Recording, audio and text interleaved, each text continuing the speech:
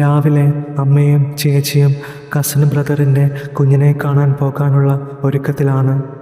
കസിൻ്റെ കല്യാണം കഴിഞ്ഞിട്ട് കുറേ വർഷമായി. ട്രീറ്റ്മെൻറ്റൊക്കെ കുറേയായി നടക്കുന്നു. അതിനിടയ്ക്കാണ് പെട്ടെന്ന് കസിൻ ചേച്ചി രാധിക പ്രഗ്നൻ്റ് ആയത്. എല്ലാവരും വളരെ സന്തോഷത്തിലായിരുന്നു. അങ്ങനെ അമ്മയും ചേച്ചിയും കൂടി വീട്ടിൽ നിന്നും ഇറങ്ങവേ പടിക്കൽ നിന്നും അമ്മ ഉറക്കെ അകത്തേക്ക് നോക്കി വിളിച്ചു പറഞ്ഞു, മോനെ സച്ചു, ഫുഡ് കഴിക്കാനാകുമ്പോഴേക്കും അങ്ങോട്ടേക്ക് വന്നേക്കണേ. ശരി അമ്മേ, ഞാൻ വന്നേക്കാം, സച്ചു പറഞ്ഞു. അങ്ങനെ എല്ലാവരും കസിൻ്റെ വീട്ടിലെത്തി. കുറച്ച് സമയം കഴിഞ്ഞപ്പോൾ സച്ചുവും അങ്ങോട്ടേക്ക് എത്തി. ഒരു കൂട്ടം ആളുകൾക്കിടയിൽ വെച്ചാണ് ഒരു അമ്മച്ചി കുശുകുശുക്കുന്നത് കേട്ടത്.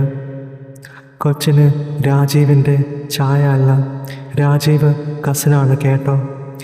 ഈ കൊച്ചിനെ കണ്ടാൽ നമ്മുടെ സിന്ധുവിൻ്റെ മോനെ പറിച്ചു വെച്ചതുപോലുണ്ട്. അത് കേട്ട് എല്ലാവരും ഒന്ന് സ്തംഭിച്ചു, കൂട്ടത്തിൽ സച്ചുവിൻ്റെ അമ്മയും. കാരണം ആ പറഞ്ഞ സിന്ധു ആണ് നേരത്തെ പറഞ്ഞ സച്ചുവിൻ്റെ അമ്മ. അത് കേട്ടപാടെ കൂട്ടത്തിൽ രാധിക ചേച്ചിയുടെ, അതായത് കൊച്ചിൻ്റെ അമ്മയുടെയും പിന്നെ ആ വീട്ടിലുള്ള ചിലരുടെയെങ്കിലും മുഖം വിളറി വെളുത്തു. എങ്കിലും ഓരോരോ തമാശകൾ, കൊച്ചുകുട്ടികളെ കണ്ടാൽ അതൊന്നും അപ്പോൾ പറയാൻ പറ്റില്ല എന്നൊക്കെ പറഞ്ഞ് രാജീവിൻ്റെ പെങ്ങൾ ആ രംഗം ശാന്തമാക്കി. സത്യത്തിൽ ആരാണ് സച്ചു, എന്താണ് എല്ലാവരും ഒന്ന് പേടിച്ചത് എന്നുള്ള അന്വേഷണമാണ് ഇനിയുള്ളത്. സച്ചുവാണ് ഈ കഥയിലെ നായകൻ. സച്ചുവിൻ്റെ അമ്മയാണ് സിന്ധു, കാണാൻ അതിസുന്ദരിയായ വീട്ടമ്മ. സച്ചുവിന് ഇപ്പോൾ 23 വയസ്സ്. അധികം തടിയില്ലാത്ത ആരോഗ്യമുള്ള ശരീരം. ഉയരം ഒരു 5-6 ഉണ്ടാവും. ആള് നല്ല ഫുട്ബോൾ കളിക്കാരനാണ്. വെളുത്ത് അല്പം തുടിപ്പും പ്രസന്നതയുമുള്ള മുഖം. ആ മുഖത്ത് മുളച്ചു വരുന്ന താടിയും മീശയും. ആകെ കൂടി കാണാൻ അഴകുള്ള ഒരു പയ്യൻ. ഇപ്പോൾ ഒരു തരക്കേടില്ലാത്ത പ്രൈവറ്റ് കമ്പനിയിൽ ജോലി ചെയ്യുന്നു. അവനാണ് വീട് നോക്കുന്നത്. നാട്ടുകാരുടെയും വീട്ടുകാരുടെയും കണ്ണിലുണ്ണിയാണ് സച്ചു, പ്രത്യേകിച്ച് അമ്മയുടെ. അത് വയ്യേ പറയാം. യാതൊരു ദുശീലങ്ങളുമില്ലാത്ത ഒരു ചെറുപ്പക്കാരൻ. പഠിക്കാൻ അല്പം പിന്നിലായിരുന്നു സച്ചു. എന്നിരുന്നാലും എങ്ങനെയൊക്കെയോ +2 വരെ തോൽക്കാതെ പഠിച്ചു. അന്നത്തെ ആ +2 പയ്യനിൽ നിന്നും ഇന്ന് ഒരുപാട് മാറി മിടുക്കനായ ഒരാളായി സച്ചു. ഒറിജിനൽ പേര് സച്ചിദാനന്ദൻ എന്നാണ് കേട്ടോ.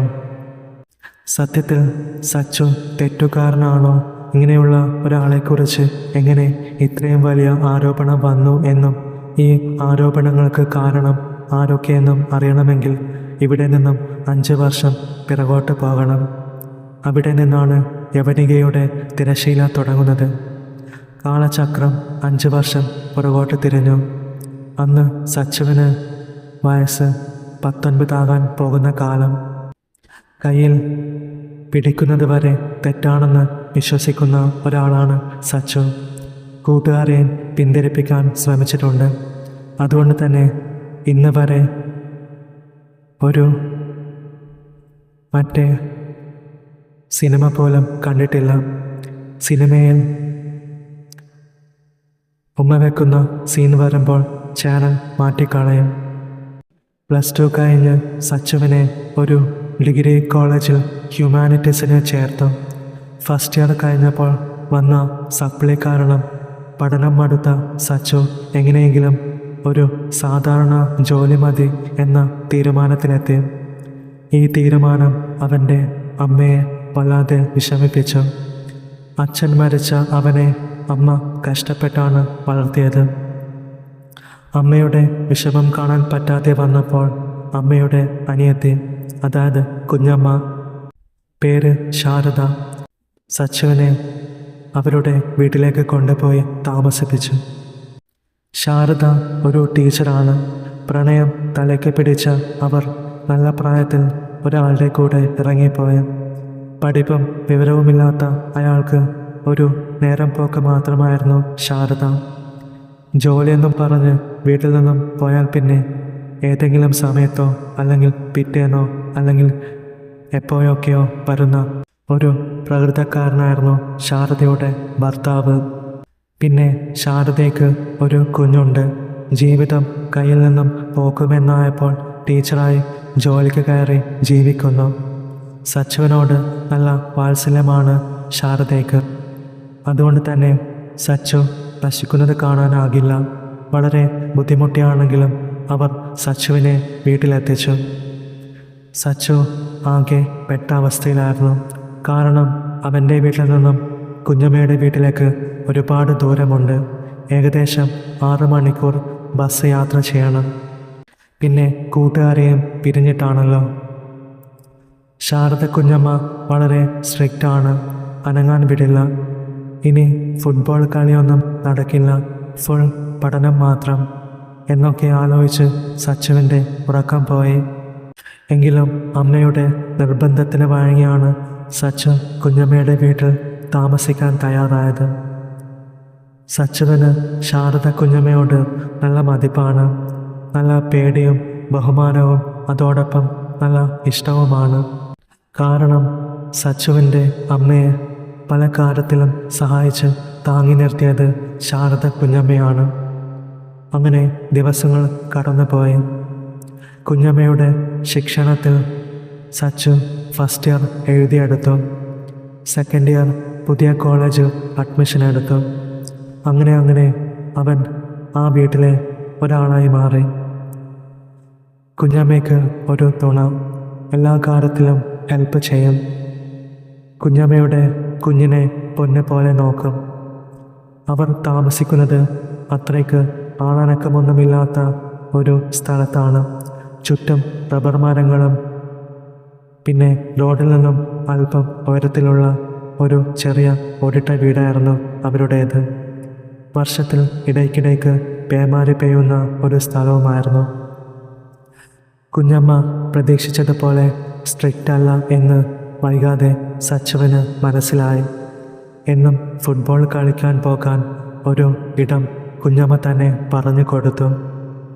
കൂട്ടത്തിൽ പുതിയ കോളേജിൽ പോകുമ്പോൾ ഉപയോഗിക്കാൻ ഒരു ഫോണും വാങ്ങിക്കൊടുത്തു. എല്ലാം കൊണ്ടും സച്ചുവിന് സുഖജീവിതം. അങ്ങനെ ഒരു വർഷം കടന്നുപോയി. സച്ചു 19-ാം വയസ്സിൽ എത്തി നിൽക്കുന്ന കാലം. പതിയെ മുഖത്തും കക്ഷത്തുമൊക്കെ മുടി വന്നു തുടങ്ങി.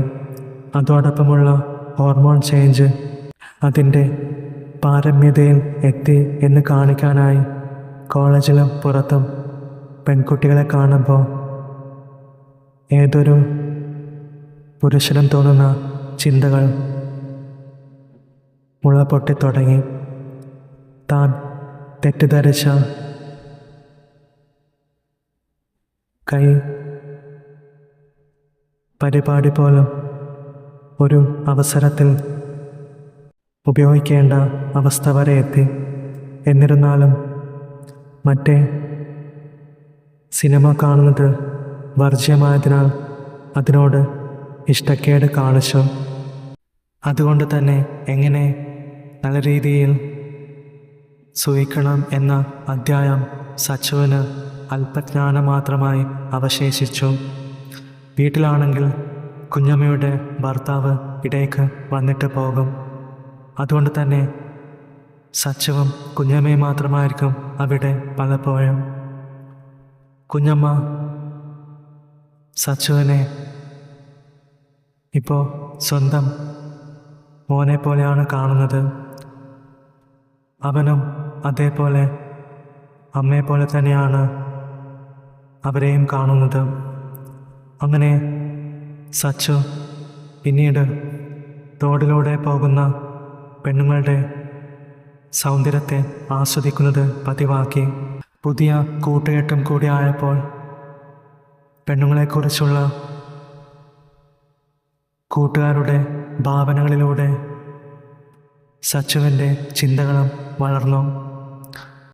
പലരും എത്തി നോക്കിയതിൻ്റെയും കണ്ടതിൻ്റെയുമെല്ലാം വിവരണം വല്ലാത്ത ഒരാഗ്രഹം സച്ചുവിൻ്റെ മനസ്സിൽ ഉണ്ടാക്കി. എന്നിരുന്നാലും തൻ്റെ സന്മാർഗിക ജീവിതത്തിന് കോട്ടം തട്ടാതെ സച്ചു കാത്തു. ഒരു ദിവസം വീട്ടിൽ ആരുമില്ലാതിരുന്ന സമയം പതിവ് പോലെ റോഡിൽ കാഴ്ചകളൊക്കെ കണ്ട് ഇരുന്നപ്പോഴാണ് റോഡിലൂടെ പോകുന്ന ഒരു ആറ്റം സാധനമായ ആൻറ്റിയെ ശ്രദ്ധിച്ചത്. അവരുടെ സാരിക്കിടയിലൂടെ മാവിൻ കൊമ്പിൽ തൂങ്ങി നിൽക്കുന്ന ആ മാമ്പഴങ്ങൾ കൂടി കണ്ടപ്പോൾ തന്നെ സച്ചുവിൻ്റെ ലഗാൻ ഉണർന്നു. സച്ചുവിന് വല്ലാതായി. ഇന്നേതായാലും ഒരെണ്ണം വിട്ടേക്കാം എന്ന് ആലോചിച്ച് മുറിയിൽ പോയി കസേരയിലിരുന്നു. പിന്നെ പഴമെടുത്ത് തൊലിയുരിഞ്ഞ് നേരത്തെ കണ്ട ആൻറ്റിയെ മനസ്സിലാലോചിച്ച് നടത്തി. അങ്ങനെ പരിപാടി തുടർന്നു. കുറച്ചു കഴിഞ്ഞപ്പോൾ എന്തെന്നില്ലാത്ത രീതിയിൽ പതിവിലും വളരെ കൂടുതലായി വന്നു. അതിലെ ആദ്യത്തേത് തെറിച്ചു വീണത് എതിരെ അപ്പുറത്തെ കട്ടിലിൽ ഇട്ടിരിക്കുന്ന കുഞ്ഞമ്മയുടെ ബ്ലൗസിലായിരുന്നു.